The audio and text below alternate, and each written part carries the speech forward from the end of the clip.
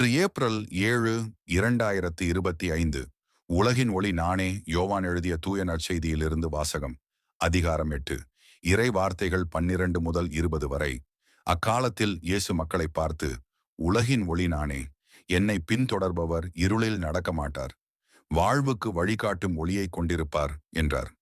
பரிசேயர் அவரிடம், உம்மை பற்றி நீரே சான்று பகர்கிறீர், சான்று செல்லாது என்றனர். அதற்கு இயேசு, என்னை பற்றி நானே சான்று பகர்ந்தாலும் என் சான்று செல்லும். ஏனெனில் நான் எங்கிருந்து வந்தேன், எங்கு செல்கிறேன் என்பது எனக்கு தெரியும்.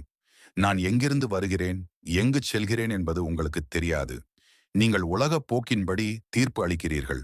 நான் யாருக்கும் தீர்ப்பு அளிப்பதில்லை. ஆனால் நான் தீர்ப்பு வழங்கினால் அத்தீர்ப்பு செல்லும். ஏனெனில் நான் தனியாக தீர்ப்பு வழங்குவதில்லை.